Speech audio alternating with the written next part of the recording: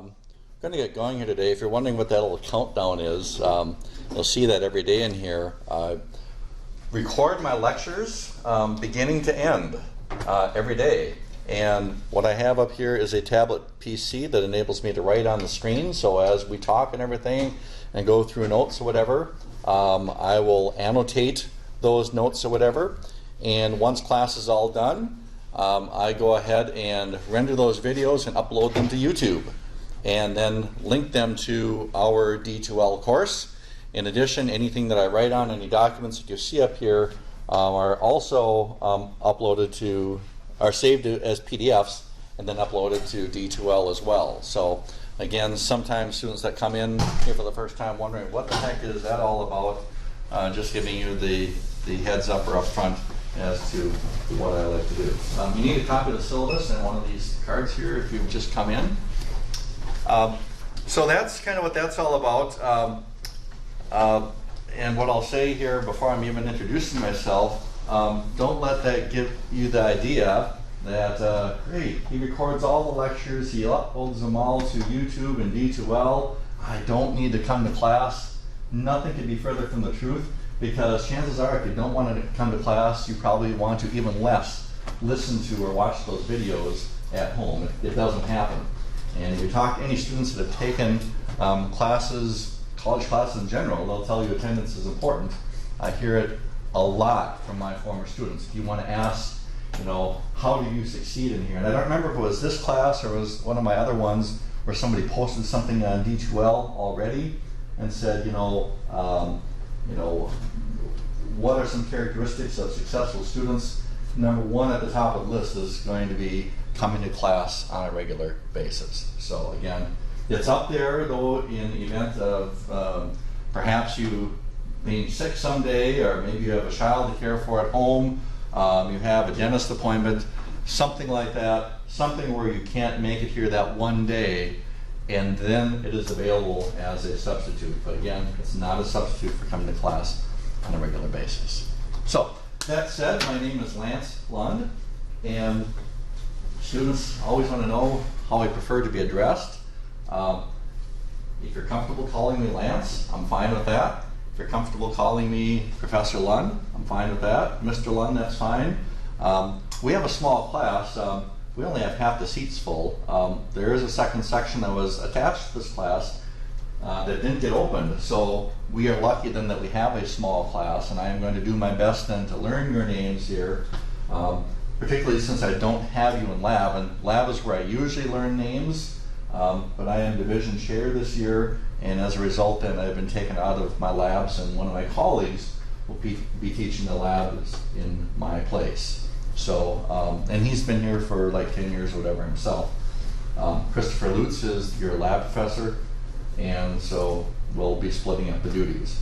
At the end of the semester though, Professor Lutz will assemble all of your lab grades and pass them along to me, and I will be the instructor of record for the course, the one that winds up assigning your grade on the student records system.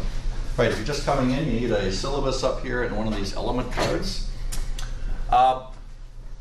So one of the things that I like to do in here, and we'll do this every day, is, and before we do it here yet today, there's an app called Socratic.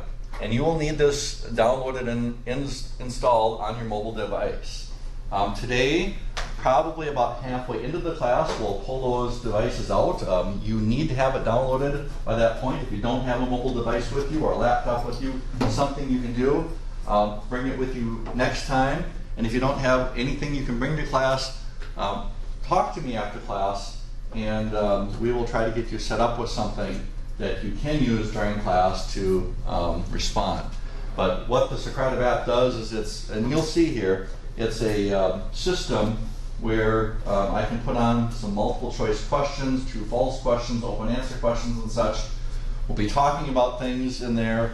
We'll have you respond. It is a way for me to get a very quick assessment of whether you know things or not. And if you don't know things that we've gone through and taught or whatever, then I'll spend more time on it. If it seems like we know the type of stuff I'll be quizzing you on in class, then we'll go on to something new. Today I'll be using it as a survey tool just to find out who are you, what is your background and such. So again, you'll need to have that available on a daily basis here to class, and if you don't have a mobile device or laptop of any sort that you can bring to class, talk to me and we'll get you set up. So for right now, if you have laptops or mobile devices, don't worry, probably about halfway in we'll show you what that is all about.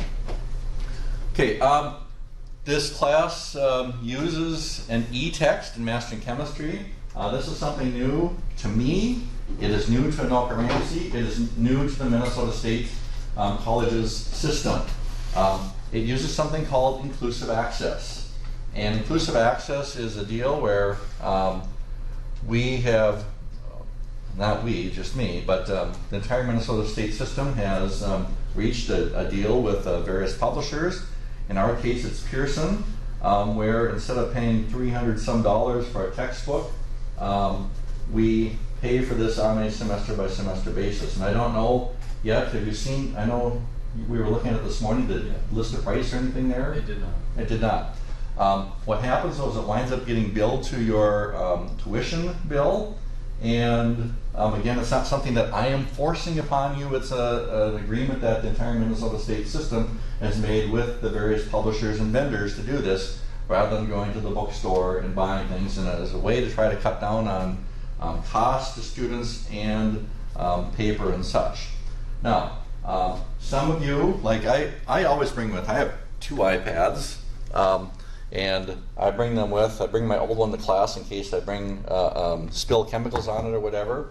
But all of my books and everything that I use today, I keep on my iPad.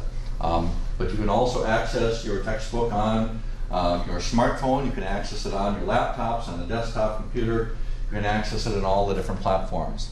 And one of the characteristics of the e-text is all the things, if you've been a person in a paper textbook that has gone through and used a highlighter in the past, the Pearson e-text tool has a highlighting tool and whatever else in there that enables you to go through and highlight and whatever else. And so if you want to try out the e-text system, in there we do have a 14-day free access to it, whether you're waiting for your paycheck or waiting for financial aid. If you're not sure that, I guess in this class we don't have an option, it's e-text. If you want a print option for an additional, I think it's 44 or 45 bucks, you can within our Mastering Chemistry course, there'll be a link that says order the print copy, and that will come directly from Pearson, and they will send you a printed copy of the text. It's not going to be a bound textbook, it's going to be a loose leaf, but they will send you a paper copy for about 45 bucks if you wish to use it. So again, this is my first semester using this format. How it works, I guess I'm interested to know your feedback, because whatever you have as feedback is feedback I will then pass along to the people that I work with. I'll tell our people to tell their people, or however that works. Okay. Now, if you are, how many of you have been into the lecture course on D2L already? Have any of you been in my lecture course this semester? Okay. If you haven't, here's where you're going to get access to the textbook. So if you look on D2L, you're going to see that there's 2 classes in there. There's a lecture class and a lab class. Anything that you deal with me in this portion of the class is going to be done through the lecture. Anything that you do with Professor Lutz is going to be done through the lab course. And at the end of the semester, I will take all those grades that he has in lab course, I'll import it into my course, and then you'll see one composite grade. And I'll try to do that after each exam. It just really kind of depends how many labs Professor Lutz has graded and such. But again, anything with which you will be dealing with me comes here in the lecture course. And I know some people have done it already. If you're too shy to raise your hand, because I've seen that some people have already registered for Mastering Chemistry. There is information here on your 14-day temporary access to it. And so again, if you don't have the money or financial aid hasn't come or whatever yet, you can go ahead and log into the free access. To get the free access, it isn't always clear, because you're going to see, like, use an access code here. You're going to see, let's see if I can zoom this in at all. There we go. Zoom it in a bit. you're going to see like a buy link and whatever else. But to get that temporary access, there's a small link down here at the bottom that says get temporary access without payment for 14 days. Now to actually get the access in here to the e-text and such, you'll go to the materials content section, and going into the materials content section, you'll find this table of contents along the left hand side. Down here at the very near the bottom of that table of contents, you'll find e-text and mastering chemistry. You'll find your homework quizzes and extra credit, and then you'll find another link here that says get your access code for the e-text and mastering chemistry. The access code is through a product called Red Shelf. Red Shelf is kind of the vendor for that.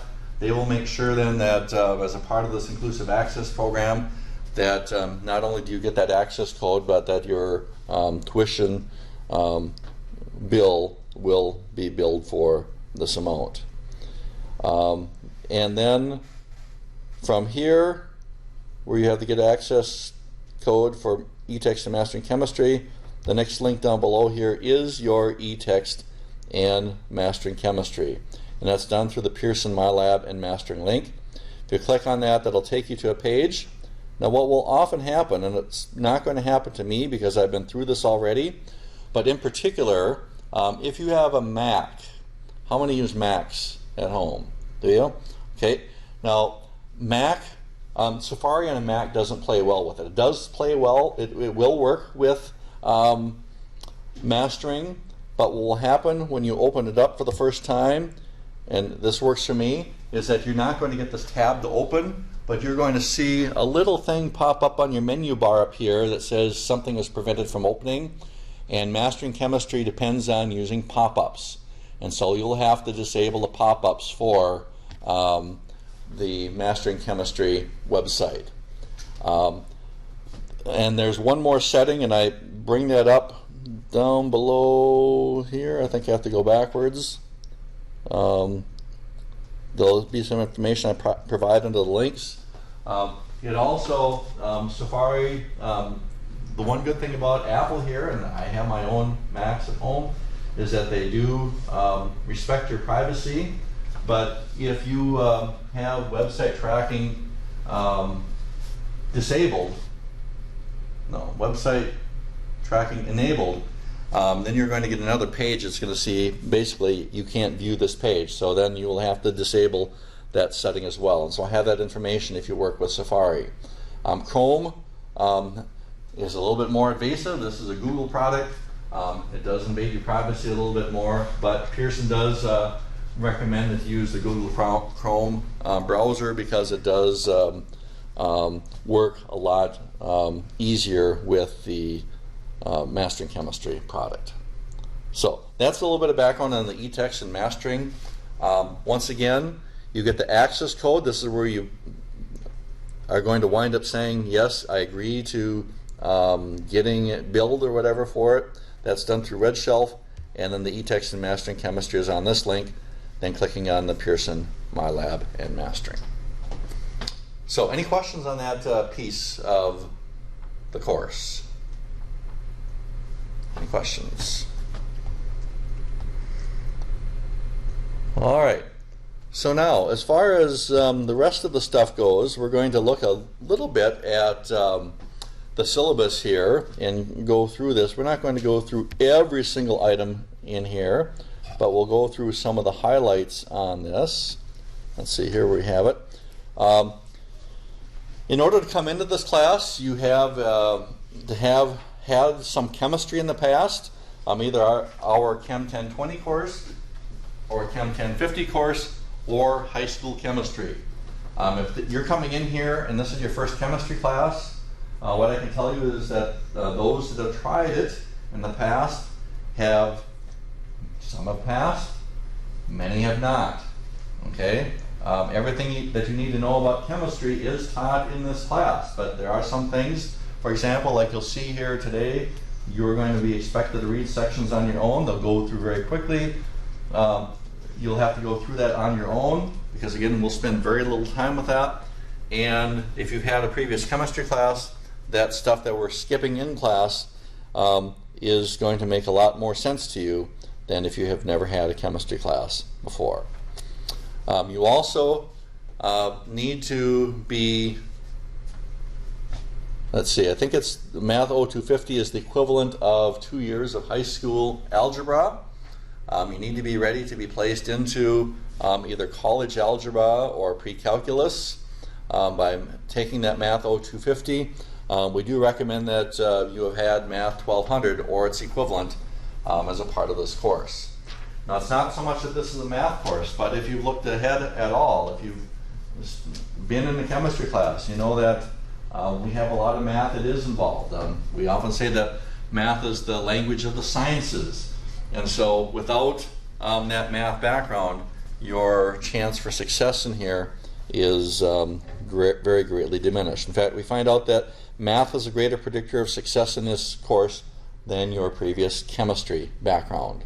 And so if you have weak math skills, chances are you're going to struggle a bit more with this course. Now, as far as my office hours go, my office is S206, which is in the bank of offices that faces the Mississippi. I have office hours on Monday evening and then Tuesday and Thursday. Right after this class at 9:30 both days, and then at 1 o'clock right before my afternoon class on those days. My office hours on Monday evening are online only, and I do have a link here which will take you to the online office hours, and I believe I've also linked that to the calendar with my office hours within D2L. Okay, here's some other information. Your lab professor, you need a syllabus and one of these element cards up here, please. Excuse me? You need one of these syllabi up here and one of these element cards. Thank you. Yep. So again, here's the contact information for Professor Lutz and for any of the other highlights of things we need in this class. Information on the textbook that we already talked about right here. Laboratory materials. Laboratory materials, these are delivered through your lab course in D2L. One of the things you're going to need in lab is a bound laboratory notebook. Now, since nobody has come to me, and I don't know if anybody's come to Professor Lutz yet, does anybody happen to have a bound notebook with them? I forgot to bring one as an example here today. Okay, well, Professor Lutz in lab tomorrow will show you what that is, but we'll probably give you a pass for tomorrow, but beginning with lab next week, you will need to have a bound notebook with you. Not a spiral notebook, but it needs to have a bound cover with it as a way to maintain your records. We do need a scientific calculator. Many of you have a TI-84 that you might use for your math class. You need to pick up a syllabus up here and one of those element cards, please. Thank you. So you may use a TI-84 or its equivalent on your exams. Basically, we don't want you coming in with a computer and using it. If it comes to smartphones, I know there's calculator apps on there, but we don't know what other things you might be doing. I know many of you have smartwatches. See one right there. If you have a smartwatch or whatever, come exam day, those will have to be removed. But you may use your calculator on the exams. When it comes to the final exam in here is one that has been written by the Examinations Institute of the American Chemical Society, and it is a standardized exam in which your grade is going to be based on your performance relative to your peers on a nationwide basis. Okay, so it's an example of such an exam as an ACT exam. ACT is one that is a standardized exam.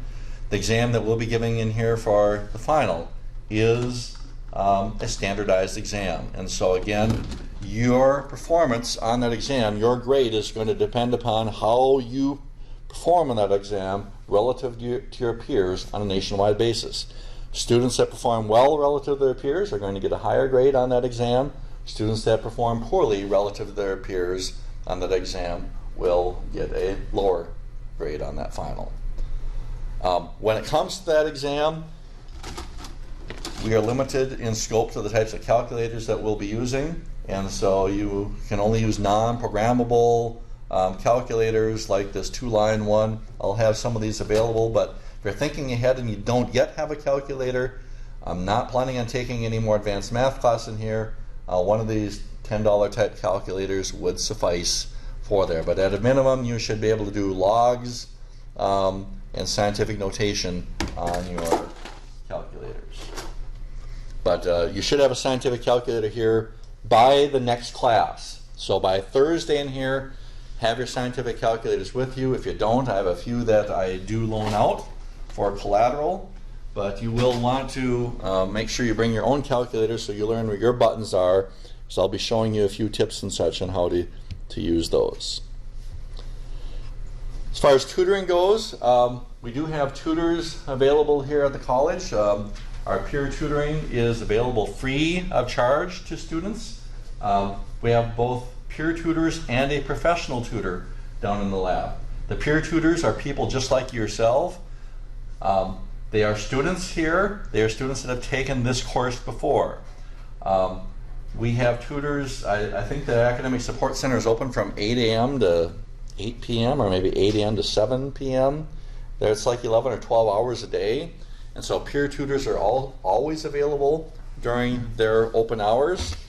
And then we have a professional tutor, one that has a bachelor's degree in chemistry that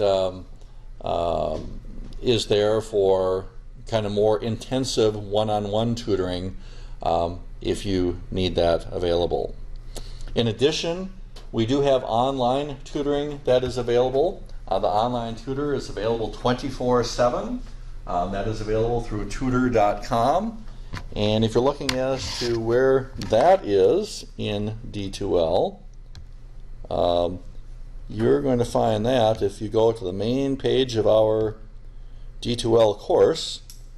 In fact, the main page of any of your D2L courses, on the right-hand panel over here, you're going to see the tutor.com link, and all Anoka Ramsey students have provided to them 15 hours of free online tutoring, and that's 24/7. So if you're one of those people that studies like at midnight or whatever, you do have tutors that are available to you at that hour. Let's see what else here. We have course outcomes, laboratory. Your lab professor will talk about this more. At a very minimum, I do want to mention to you that, as I stated earlier, I am the one that assigns the final grade in this course, but I do it through consultation with your lab professor, Professor Lutz. This is a laboratory-based course. If it is a laboratory-based course, that means you must participate in lab. It's part of the Minnesota transfer curriculum, and you have to have hands-on experience in the lab.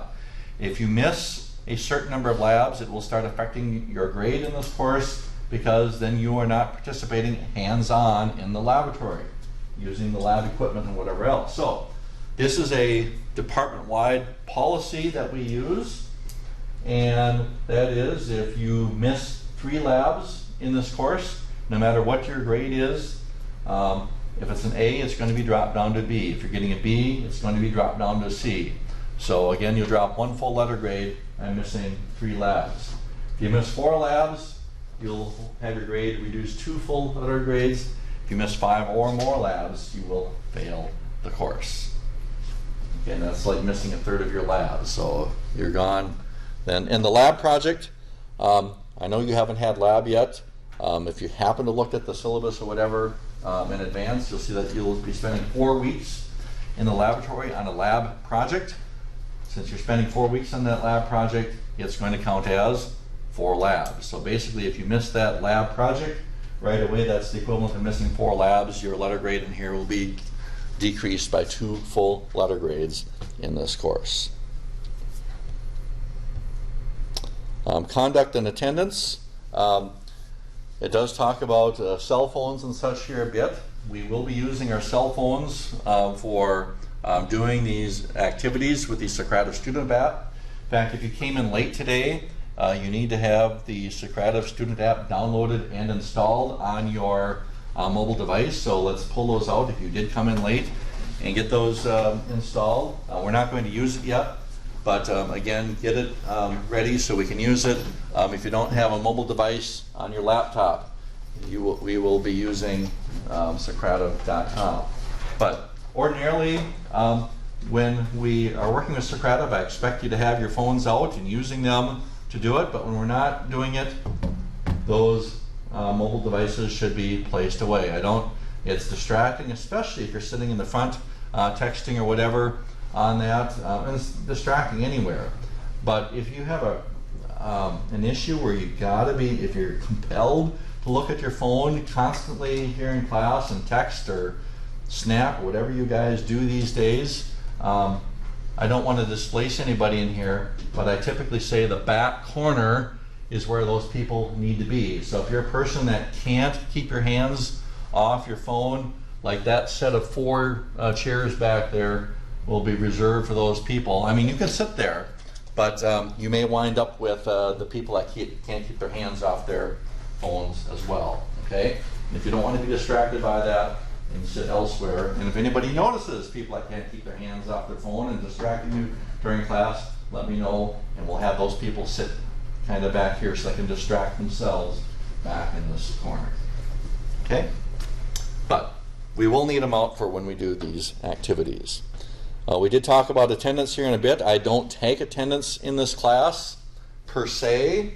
However, this card that you have right here that has your chemical symbol on it, once we do log into the Socrative app, and we'll be doing this every single class period in here, you will not be logging in with your name onto the Socrative app. You're going to be logging in with your symbols.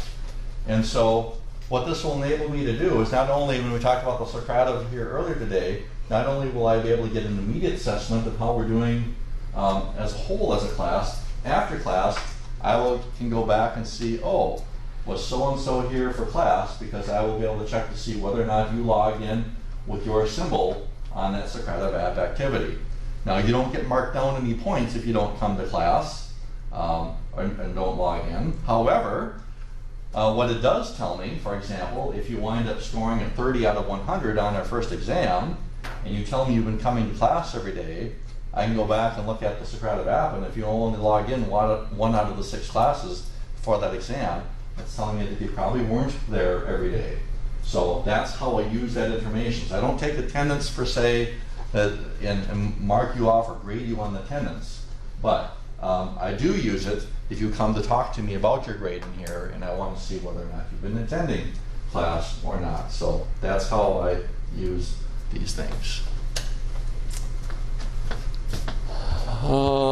Let's see, assignments and quizzes. There are some reading assignments that are found elsewhere in the syllabus. Let's find those right now. Anybody have a page reference for those? Here we are. Page 8. Page 8 is a listing of all of your assignments for the semester. These are on a chapter-by-chapter basis. Of course, now I have the nice pretty color one up here on the screen, but you'll see what's going to be covered by exam. So exam 1, it's all of chapter 1. Chapter 2, it's going to be sections 2.1 through 2.8. And exam 3, sections 3.1 to 3.8. These are the end of chapter suggested problems. Now, when I say that these are the end of chapter suggested problems, I don't collect any paper from you during the semester. I collect nothing on paper. These are not something where you do them on paper and turn them in and I grade them and return them to you. However, here's one place you will find these questions. And the one place you're going to find them is on Mastering Chemistry. And if we come back here, let's see, I'm on Mastering Chemistry already here. So this is what your Mastering Chemistry is not going to look quite as robust as mine because I have the instructor view. But if you were to go in and look at your assignments, and let me zoom in on this just a bit here, you'll see that there's some assignments in here. They're broken down into homework and quiz. Each chapter, almost every chapter, has an A and B. A and B. And you notice what comes after the word practice in here. What does it say in parentheses, if you can read that? Extra credit, exactly. So now if we were to open one of these up, let's say Chapter 1, Practice A, and your view is going to be a little bit different than that. Let's see if I can look at the student view. Everything is slow this first week, whether it's D2L or Mastering Chemistry, because there's hundreds and thousands of, probably millions of students logging on across the nation. But if you look at these numbers, number 9, 11, 12, 37, and come back and reference this with your syllabus right here, you're going to see 9, 11, 12, and so forth. And so these practice problems on Mastering Chemistry are actually taken from these suggested problems right here. And so if you do those practice problems on Mastering Chemistry, you will get some extra credit. And so each chapter, except I think maybe chapter 2, is broken up into a set A and B. And each one, it doesn't seem like much, but it does add up at the end. Each set, the practice A is worth half a point, practice B is worth half a point. In order to get that half a point, you have to score at least 80% or above on that Mastering Chemistry. So it's a small way that I incentivize it, but if this is your first time in college, one of the things you're going to learn out real quick in college is that I'm not here to babysit you. Okay, that's not my job. And so you should be looking at yourself as wanting to be professionals. I mean, you're in this class, maybe not because you're intending to be a chemistry major, maybe not even a science or STEM major, but because you want to be a professional in life. And as a part of that, you're going to need to set goals for yourself and decide how you prepare yourself to meet those goals. And so I am not going to be collecting homework from you, and that's why I don't even really look at those practice problems on your homework, because the system will grade them for you, and if you make 80% or above, you're going to get awarded a half an extra credit point for each one of those practice problem sets. Okay? Now, on the homework quizzes, that's the other thing you are going to see in D2L, is that there are some homework quizzes. So if I close this down and come back here to the assignments and look at a homework quiz, the homework quizzes, these are graded, and the homework quizzes are going to be graded out of a total of 5 points. So they are worth 5 points each. They might have different numbers, like it might say that this is worth 87 points, but any number of points that these are worth is all converted in the D2L gradebook to a score out of 5 points. So if you scored 80% on this, in the D2L gradebook it would show up as a 4 out of 5, because 4 out of 5 is 80%. So again, once they get imported into D2L, all of these scores from Mastering Chemistry are converted into a score out of 5 points.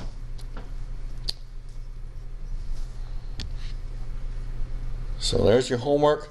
Again, the Mastering Chemistry homework quizzes, they aren't reflected in these. They are more of a quiz type thing, and sometimes they're taken from the even numbered problems and such.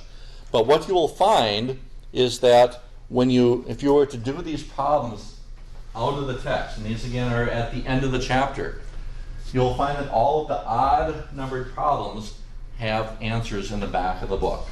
Okay, and even though we're not dealing with a physical textbook, you're going to be dealing with an e-text. At the very end of that e-text, you're going to find that the answers to all the odd number problems are in the back of the text. So, if you notice, what types of problems are most of these here, if you look at them? Are these even or odd? They're odd. So that means most of these will have answers in the back. So if I'm sitting there as a student and it's like, oh, he said we get extra credit for doing those things on Mastering Chemistry. Here's kind of how I would think about it, because I was always the one, I play every math game to the max, okay? You find a way for me to make money, if there's a way to do it mathematically, manipulate a system, legally of course, I'm going to do it. Okay, if there's a way to earn grades or scores in the past, if there's any way to do it legally in here, I'm going to do it. So if I'm sitting here as a student and I say, oh, there's answers to the back of these, here's what I'm going to do if I'm a student, if I want to succeed. What I'm going to do is I'm going to do all of these suggested problems in the textbook first. I'm going to write them down on my paper, think about them very well, and then I'm going to open up Mastering Chemistry and do those practice problems. And what do you think the likelihood of getting an 80% or above is going to be if you do all of these first? Extremely high, okay? You play the odds game. It's going to work out very well in your favor, okay? And then if you've done that practice, once it comes to those homework quizzes, you should be home free. You should do really well on those homework quizzes in here. Okay, so any questions on how that whole system works? All right, now there are a few other quizzes that we're going to take in here. One is going to be on the syllabus. If you take your syllabus right now and flip to the back page, on the back there, this is going to be your first assignment for the semester. This will, I think the first piece of this quiz here is to write an email to me, and that email can't come from a Yahoo or a Gmail account or Hotmail or whatever you might wind up using. It has to come from your ARCC assigned email address. You're going to, in that email, the subject line, you're going to write Chem 1061 syllabus quiz. And that is going to be word for word, letter for letter, verbatim. If you misspell Chem as Chem, like C-H-E-N, you're not going to get a response from me. You have to have identical to what it says here in your subject line to get a reply from me. And that's because I've set up my email to send you an automatic reply. If you use some other subject line, you're not going to get an automatic reply from me. I might see it later, but during these first 2 weeks of class, I get somewhere between 100 and 200 emails a day. I am not going to have a chance to reply to you, at least not on a timely basis. So as long as you use that and my computer is hooked up and logged on to email, you will get an automatic reply. It tells you what you need to include on there. Once you do that, you need to do this by Thursday, September 5th. Then you'll get the reply, and then there's a follow-up quiz on D12, which is with regard to the contents of the syllabus. You'll then take that syllabus quiz, and you'll get a score out of 10 points. So that's one quiz you'll be taking in here.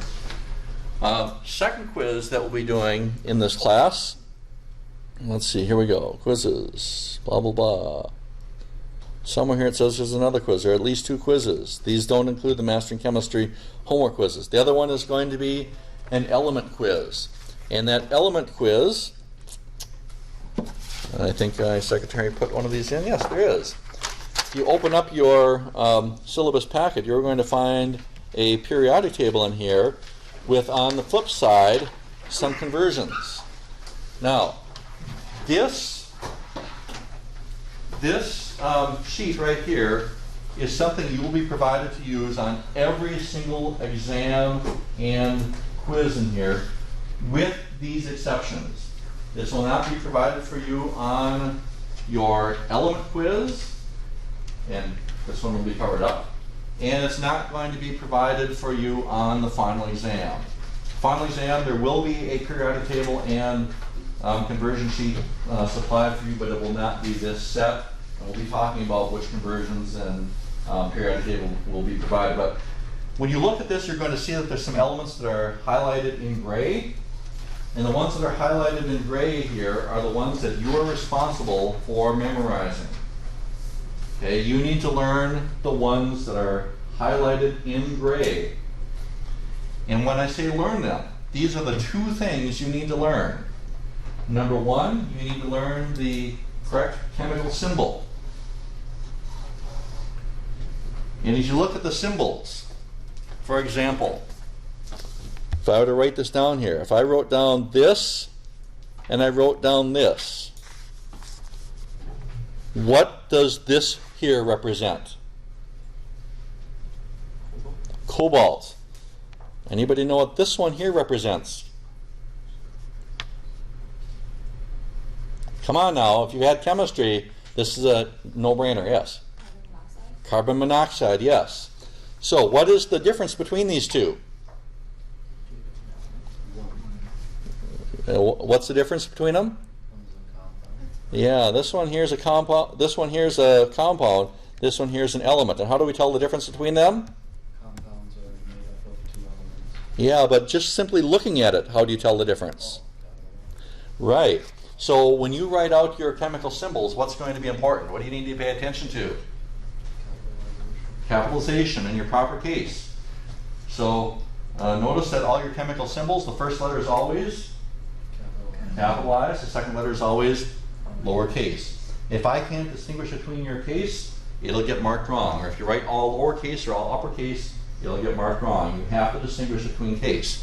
This here is a very classic example of the two.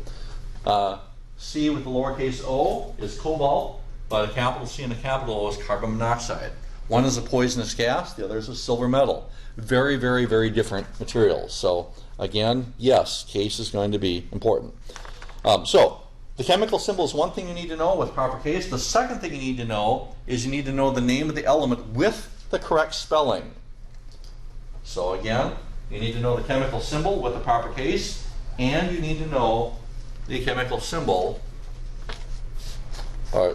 So proper case, chemical symbol with the proper case, and the name of the element with proper spelling.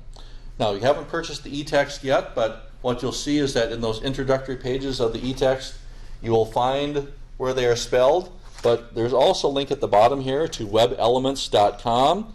If you go to webelements.com, you will find that those elements spelled out in their associated names. And there's many other places you can look where you can find them. Now, we are going to be using American English on this, not British English, but American English. Part of the reason why I bring that up is because something like AL, in American English, we refer to it as aluminum. In British English, it's pronounced aluminium. Yes. And so there's a little bit different spelling. Something like sulfur, American is spelled S-U-L-F-U-R. In the British English, it's S-U-L-P-H-U-R. So we are using, and your author uses, the American English for the spellings, not the British one. So make sure that when you look them up, and if you go to the Web Elements, it will show the American English version. Okay? And likewise, your textbook will show the American English version. All right, let's see. I think we're kind of nearing the end of the things I want to go through in here. Mastering chemistry we talked about, due dates all listed. Mastering chemistry, if you submit them late, you don't need to tell me that you're going to do it. It's automatic. Everybody gets an extension on mastering chemistry. But if you're going to submit it after the deadline, there's a 1% deduction per hour for each question that is submitted late. So all questions that are submitted on time, so it's not the entire assignment is graded as late, it's only the questions that are submitted late that are penalized. And it's penalized, actually it says 1% per hour, but even it will calculate it down to the second. So, I mean, if you're 1/100th of an hour, which is less than a minute, you'll get deducted like 0.1%. So there's a clock on mastering that will deduct the equivalent of 1% per hour for it being late. And again, you do not need to ask. If something comes up and you're unable to complete it, and things do often come up that may prevent you from getting things done on time, just understand that I've already taken that into account. Your lowest homework quiz of the semester is going to be dropped. Discussion boards and email. If you have a question on course content, please don't email me. Chances are it's going to be a question that is shared by your peers in here. I want you placing those on the D2L discussion boards. The only types of things that I want to see in email are if it's a personal issue. It's things that if you were to discuss it on the discussion boards, it would betray your privacy. Like you're sick, or you have a death in the family, or you're having issues with depression, or something like that. Those are the kinds of things that you don't want to put on the discussion boards. You want to talk to me and communicate directly with me. Otherwise, I don't want to be seeing emails. I want them to go to discussion boards, and I want you to monitor the discussion boards because in many cases I can't always answer those questions. But if, for example, you come up with a question on the syllabus and somebody else in here understands it and you didn't, one of you as a peer can then respond to it. And that saves me a lot of time. I can respond to something one time on the discussion board rather than having to respond to some of the same questions multiple times via email. So it's not that I don't want to communicate. I'm still going to communicate, but I'd like to answer things just one time. And again, I get 100 or more emails, especially this first week, probably 200 emails a day, and I just can't keep up with all those emails. Okay? Exams. Can read the section here on exams. Basically, if you miss it, you'll receive a 0. Doesn't matter what the reason is. The exception is going to be if you have a sincerely held religious belief that conflicts with an exam date. If you do have sincerely held religious beliefs that conflict with the exam date and time, please let me know what that is. If you're a religious person, you know what those events are today. If you have a school-sponsored activity, that is another reason that I am required to do makeups. Other than that, if you're sick or whatever else, you'll receive a 0 on that exam. Things that are unanticipated do often come up. As a result, then, I've already taken that into account for you, and as a result, then, your lowest exam score in here will be dropped. If you miss an exam, that is your dropped exam score in here. I would not, if I was a student, remember, I'm the type that always tries to achieve the best. I would never gamble on me being healthy all the way through and then coming in on exam 4 and say, hey, this is going to be my dropped exam. I would be the person that would make sure that I do the best all the way through, because remember, the final exam is a standardized exam, and that standardized exam is going to cover the entire semester's worth of content in here. So you need to know everything from day 1 in here anyhow. Talks a bit about documented disabilities. If you're in that situation, you'll know. Alternative testing. Talks a bit about how you can earn extra credit in here. You can look at that. Some tips for succeeding in this course. We talked number 1 already. Come to class every day. Here's your list of assignments. These are your exam dates. I am not a person to change exam dates. So these right now, if you keep a calendar, date book, or if you keep track of them on your calendar app on your phone, you can put these in right now, and these will be the days that these exams will be held. Anybody happen to use the Brightspace Pulse app in here? Anybody use that? What types of things? There's 3 of you. What types of things do you find in there? Grades? What else? Notifications of alerts of classes canceled, things like that. Exactly. And probably most important to me is I've placed everything in here, all the due dates on the calendar in D2L. So what else are you going to find in there? All due dates. And you can set it to give notifications and everything as well, correct? Yeah. Yeah. So if you're a person that's attached to your mobile device, like most of us are in here these days, I would very highly recommend downloading the Brightspace Pulse app. In fact, I linked it here to the notes. I'll be posting this here today. But the Brightspace Pulse app, this will keep your dates and deadlines organized. I also, not only do you see them all on that page in the syllabus, but you'll see them all on the D2L calendar as well. And those notifications will pop up for you as those deadlines are approaching. Okay, let's see. I think the rest of the stuff, so you look at the dates. This shows all the other dates that things are due, so whether it's a practice assignment or master in chemistry, anything associated with lecture is on this calendar. There's a second calendar that appears on page 10 in here.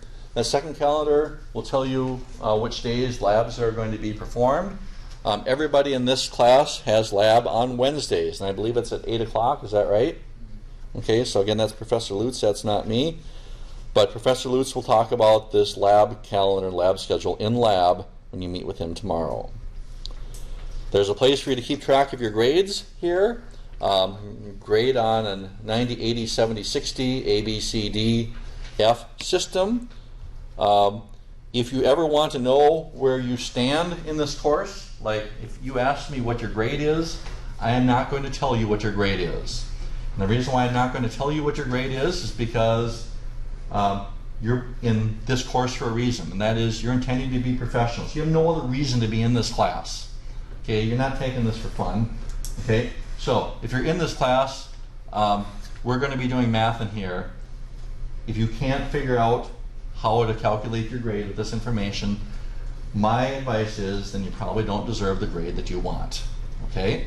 So here's how you calculate the grades in here. I don't calculate them for you. And I do keep the D2L gradebook up to date, and so it's going to show your points anyhow on there. If you don't know how to do percentages, real quick again, if you want to calculate a percentage, you always take the part and divided by the whole, and then times 100. Very simple. And there's your quiz. Any questions that you have on the syllabus? Any questions on the syllabus?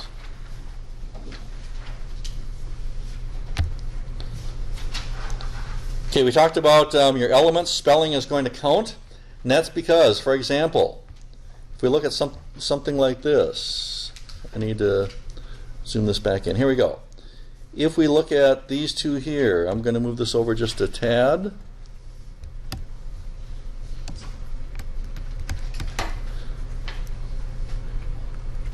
But let's look at these words. Chlorine, chloride, chlorite, and chlorate.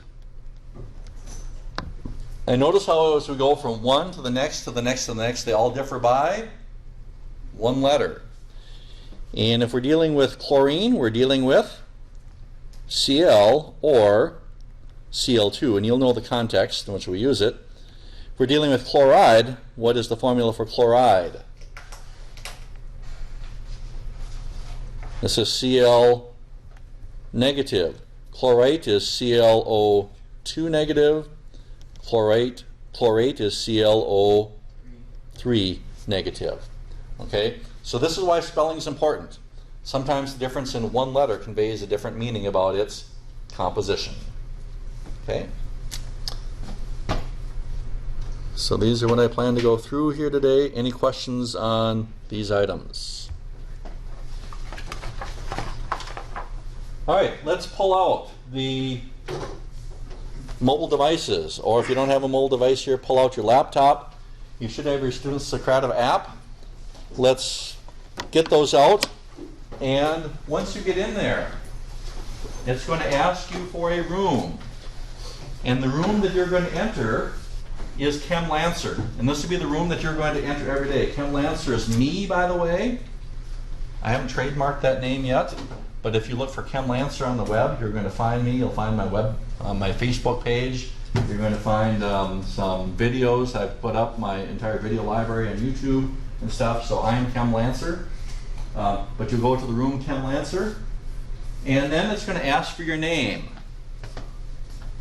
Now, from this point forward, when it asks for your name, you're not going to use your name. What are you going to use?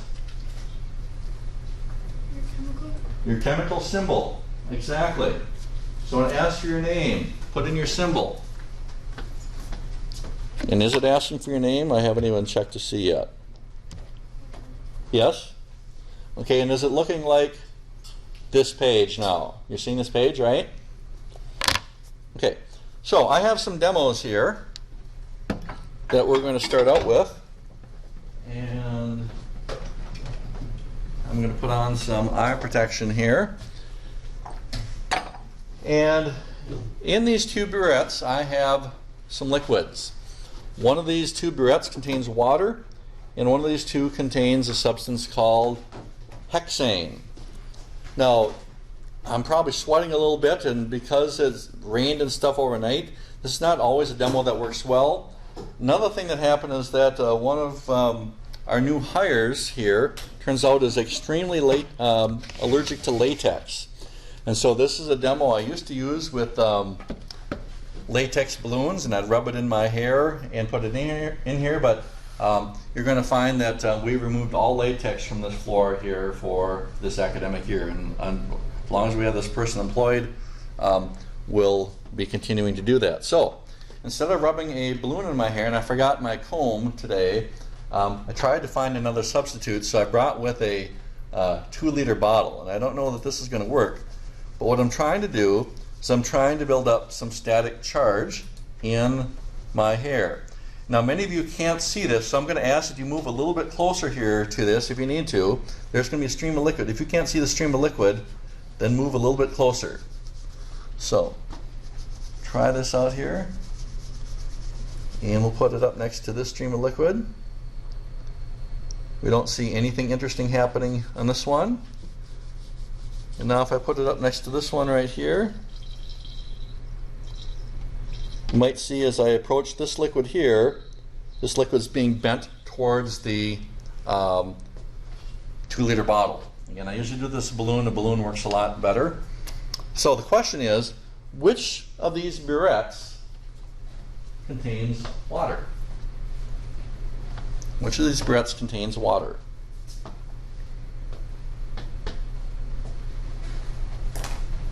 Yes?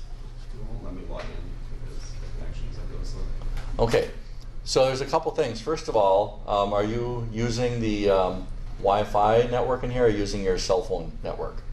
I've tried both.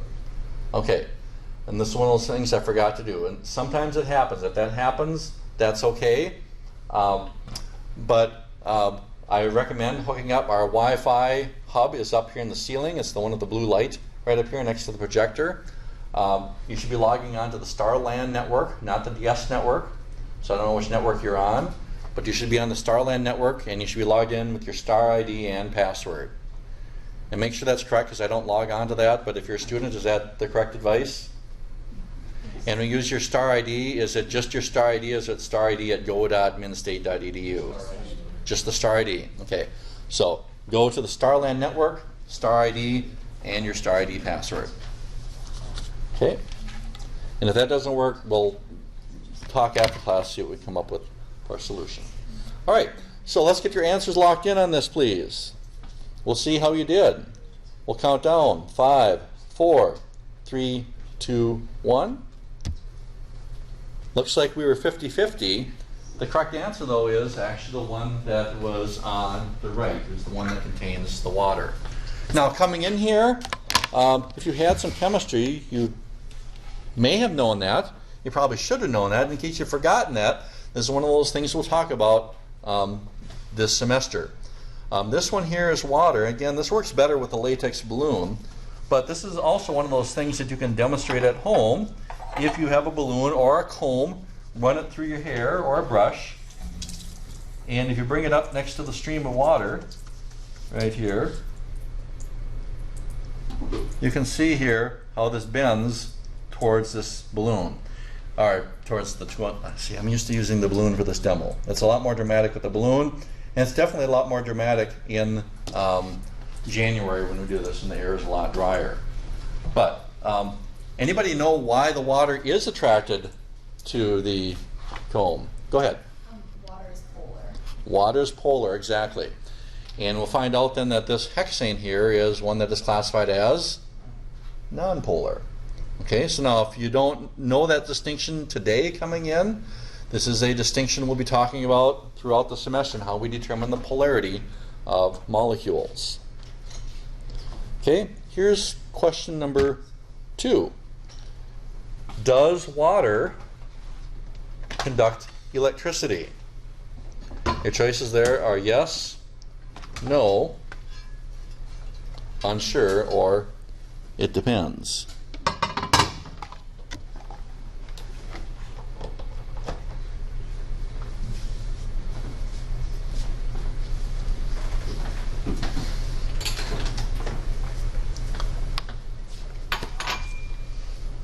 So we'll get our answers locked in here. And now, rather than me clicking on this to see which one's right, we'll go ahead and test this one right here.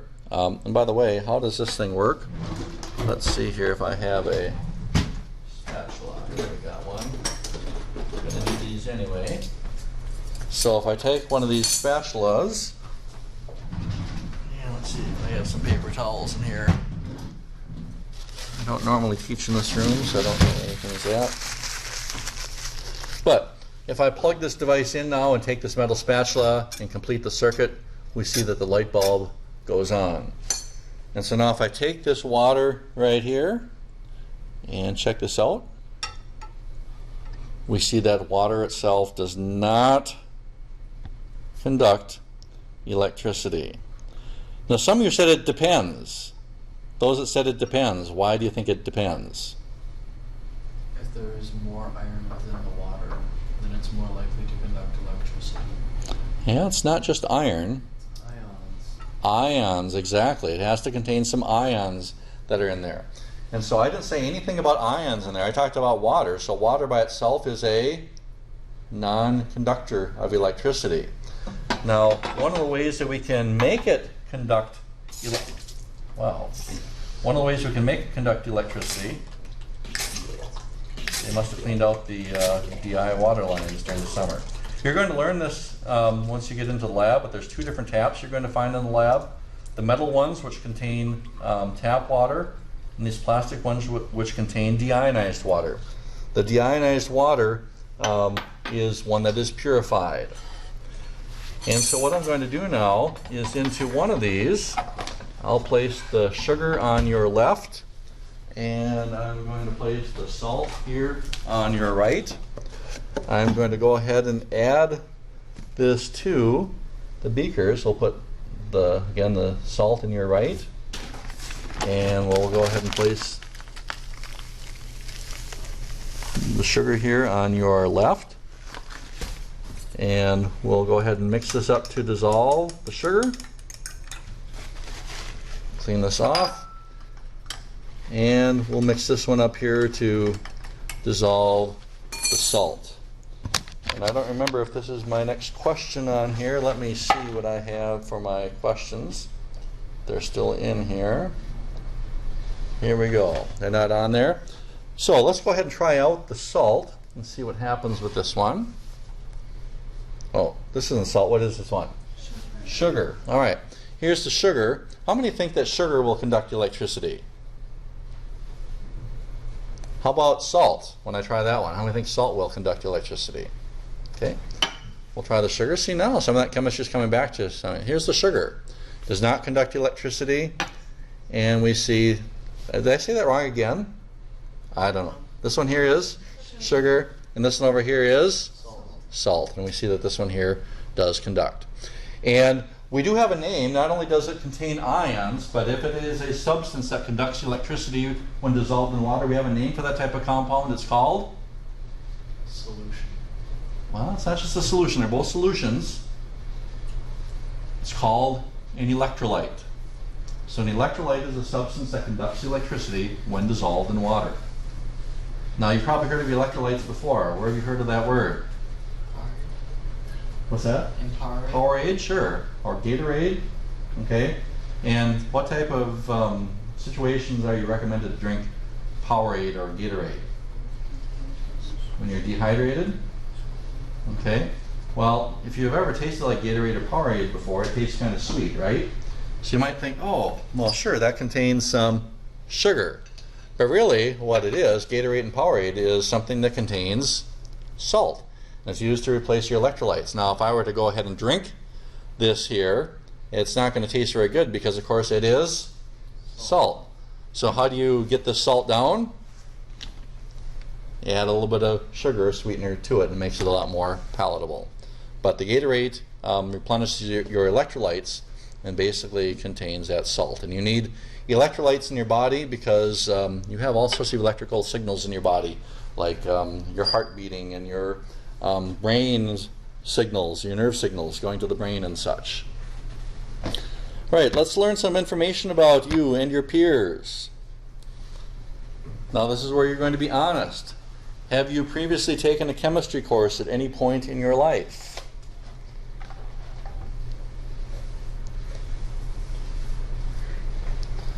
And we'll check this out. Yes, you have. Good. If you haven't, you know who you are and you've heard what I've already just said. Okay, chemistry is a prerequisite for this course. The greatest predictor of success in this course is your previous background in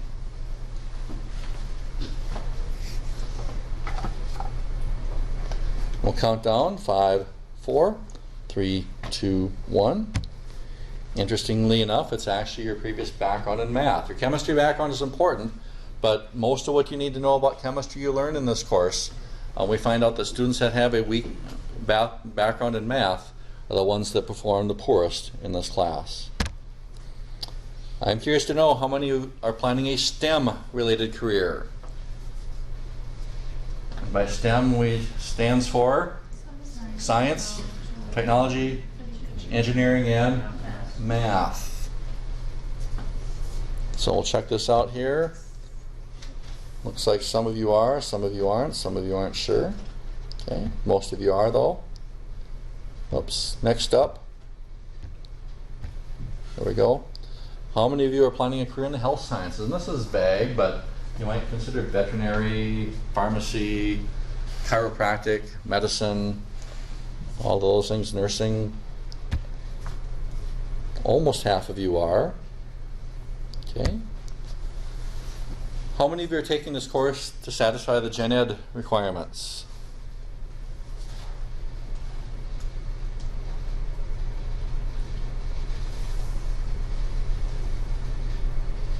And looks like about 60-some% of you are. Okay. Ooh, this will see if you were paying attention on your syllabus. How many exams, including the final exam, will be administered in this class?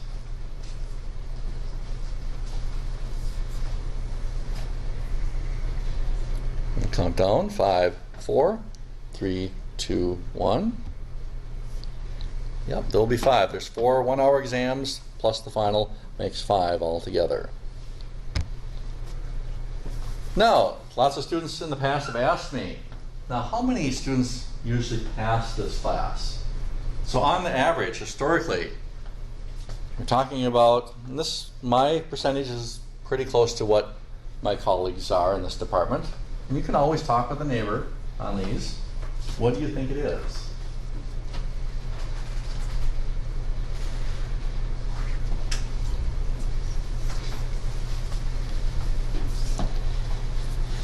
So we'll count down. I didn't mention it before. This is just your impression. I'll tell you what it is. We'll count down. 5, 4, 3, 2, 1.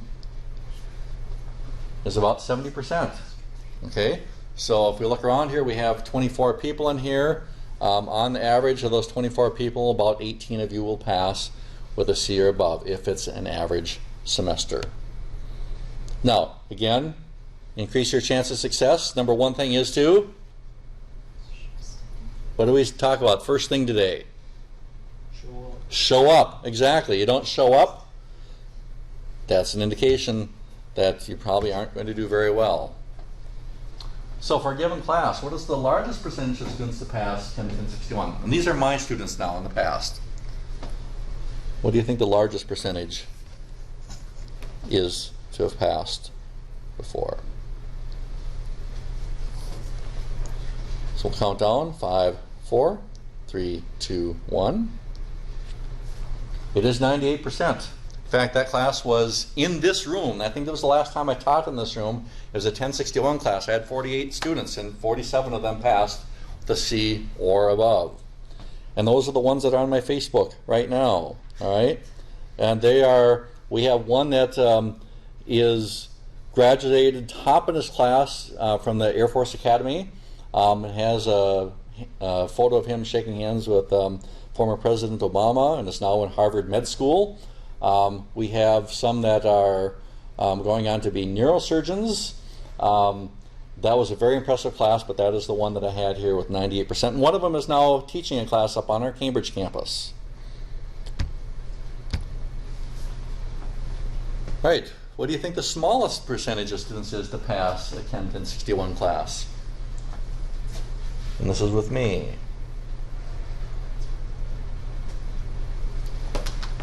We'll count down. 5, 4, 3, 2, 1. It's actually 40%.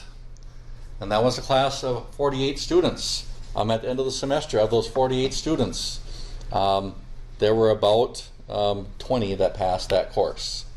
Okay? So, if you want to succeed in this course, what is one strategy used by my most successful students to date?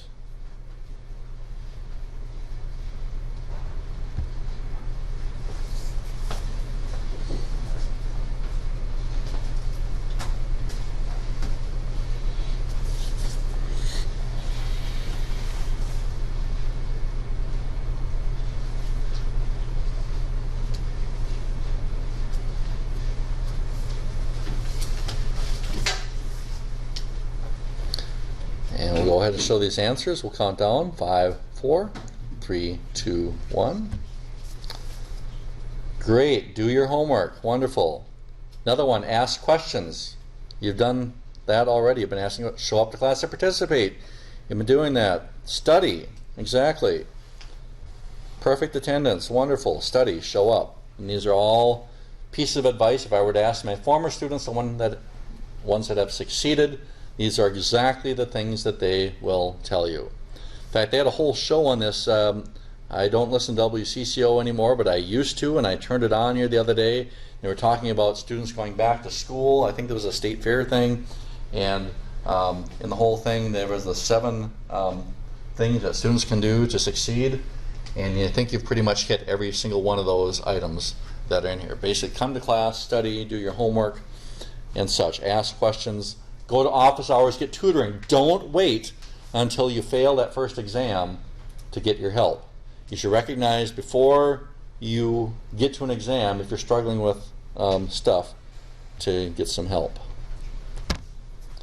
And let's see what you learned today. Which substance, when dissolved in water, will conduct electricity? Is it salt, sugar, both of them, or neither of them? Let's go for perfect. Let's count down. 5, 4, 3, 2, 1. Hey! Great way to end it here. Couple things from you. First of all, I need to know who you are. So we have about 3 minutes left here. On this card, I'd like for you to go to the flip side and write flip side. I'll put it on the same side as the element itself. Write your first and last name on here. If you, for example, have a name on D2L that shows up as Jeffrey and you like to go by Jeff, or Jasmine, you like to go by Jazzy, whatever the name is you want me to call you, write your first and last name on here, including your preferred name. I'd also like to know, yeah, I think we'll go with that. So with like a couple minutes left here, are there any questions that you have of me? Any questions?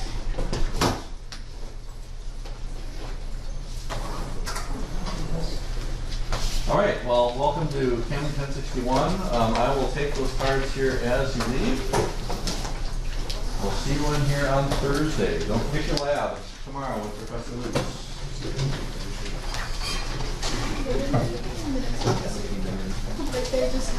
Don't forget your symbol. Okay, if you already turned this in, you forgot your symbol, just write the symbol down. That's how you're going to log into the Socrative app every class period. If you don't have a mobile device, talk to me.